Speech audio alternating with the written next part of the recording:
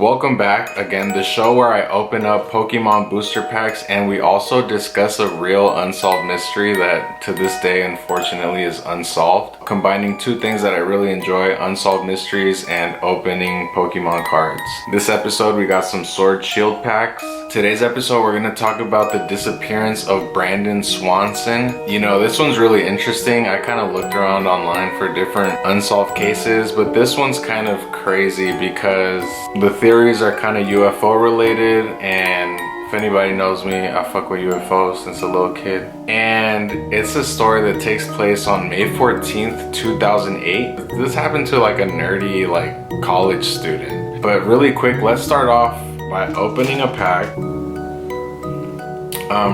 Let's start off the video with with some data. Apparently 2,300 people go missing every day in the US. Apparently around 91% of those get solved within 48 hours. 99% of them get solved within a year. And unfortunately, that leaves that 1% that really doesn't get solved. And this story is definitely one of them. So let's go back to that day. It's May 14th, 2008. Basically, Brandon is celebrating the last day of spring semester. So he's with a few friends. They're celebrating that basically school's done. We did our finals. That whole moment when finals are done and you're just trying to chill. He was like a nerdy kid though, which is crazy. So he's not like this frat dude getting super drunk that day. According to a lot of his friends, he just had like 2 drinks. You know, for the most part was hanging out. He seemed like a cool kid. Like, I'll put a picture of him right here. So point is, he leaves that party. Again, he's not drunk according to his friends, so he's perfectly okay to drive. No one's like worried. And somehow he gets his car stuck in like a ditch, like on the side of the road. His car gets stuck, like he can't get it out. Again, he's not drunk, so he calls his parents. Let's just get through these real quick. Reverse Holo, Professor's Research. I like this card a lot. And holographic Frostmoth. This is the second one I pull. So point is, he calls his parents and his parents answer. They're like, hey, what's going on? You know, he doesn't sound drunk or anything. So he's just like, hey, my car's stuck in a ditch, but I know where I am. Like, can you come pick me up? Like, I don't know if we can get the car out of here, but can you just come pick me up? So point is, his parents get in the car. This is like at 2 in the morning.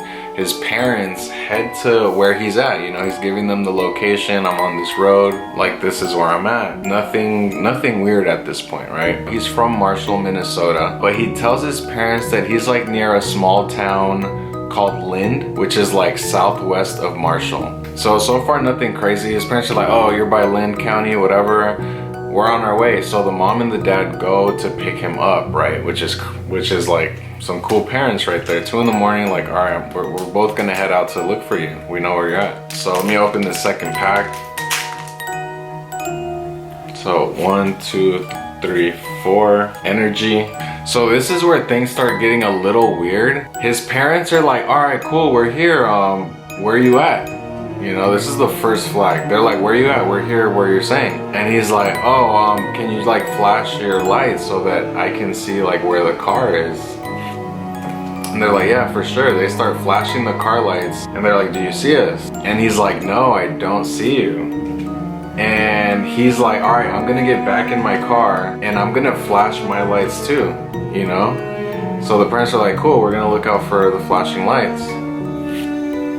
And basically, neither party sees the lights. And they're at the exact place where he's saying he's at. They couldn't see anything. They're both flashing their high beams. They're like, yo, do you see this? Do you see this? And they can't see anything. Reverse Holo. Goldeen, nice. Alright, so that's already kind of crazy, right? He's not drunk. He's telling them where he's at. And the parents are there. And basically both sides get frustrated. They're like, yo, well, what the hell? Like, what's going on? Like, I don't see you. I don't know what, like, are you sure that's where you're at? He's like, yeah, I'm right here. And this is where it takes another turn, another crazy flag. He's like, you know what? I'm just gonna walk to this nearby town because I think I see some lights. He's like, I see some lights up ahead and I think that's like the town nearby, because he's on this road, on this dark road. you know, car got stuck. So he's like, I see some lights, I'm just gonna walk towards the city. And the dad is like, okay, well, let me drop off your mom and I'll come back. So the dad goes back to drop off the mom, and he comes back to pick up his son, right? After he's like, all right, cool, let me look for you a bit more. So point is, like, he's on the phone with his son this whole time. When he's dropping off the mom, he's like, all right, cool, just dropped her off, I'm heading back. And they're talking on the phone, and when the dad is like heading back, Brandon basically out of nowhere, he's like, oh shit, and then the call drops. And point is, that's basically the last time like that he spoke to his son, which is crazy. So that's already insane, right? But I'm gonna tell you guys like the crazy detail basically after this pack.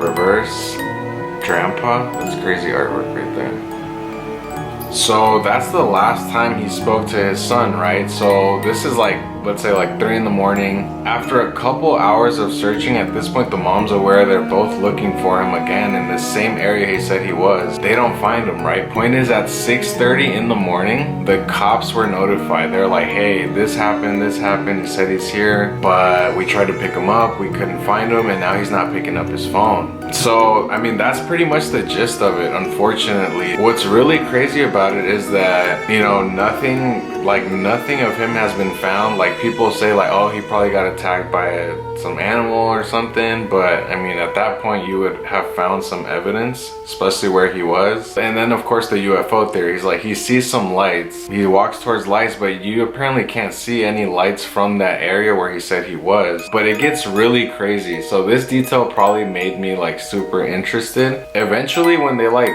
got his phone signal like from that call, like they traced that call back, he was 20 miles away from that area where he told his parents to pick him up, and they never found Brandon after that, which is really, really crazy. So, you know, the question is, what were these lights that he saw, and why was he so lost? You know, he wasn't drunk. You know, according to his friends, like, he was perfectly fine, nothing weird about him at all.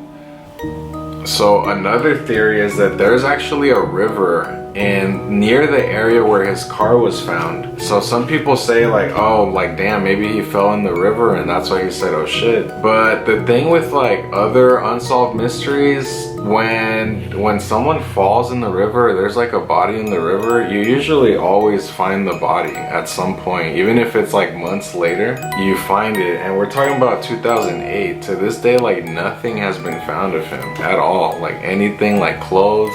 Ooh. Morpeko V Max. This is, I'm gonna pull up the price. This is probably a good card actually. You guys can have that. You know, no one figured out like why his car was 20 miles from where he said he was, or why he would lie about the location, or why like nothing's been found. So another crazy detail about it is that they tried to inform the cops actually a lot earlier to look for him, but the cops didn't want to help out. They're like, oh, somebody his age, like, they usually go missing but they turn up. You know, there's that whole thing where you can't call in missing persons until it's been 48 hours. So apparently, if there's any good news to this story, it's the following. Basically, his parents, like, you know, kept fighting for their son. They still kept like trying to figure out what happened. And one of the things that they said like kind of was disappointing was the fact that the cops didn't want to help as quickly as the parents would have liked. You know, they basically waited. So because of that, the parents actually lobbied a law in Minnesota called Brandon's Law.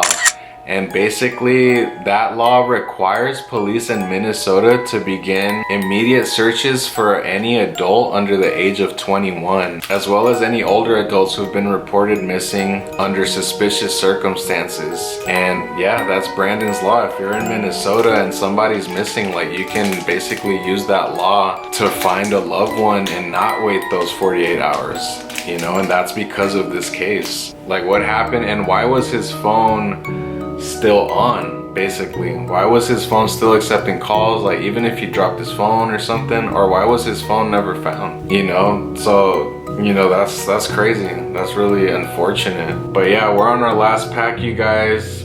that's something that's been on my mind. And you know, the theory is, crazy theories are UFOs, which for some reason I'm attached to that one. But you know, what were these lights he saw?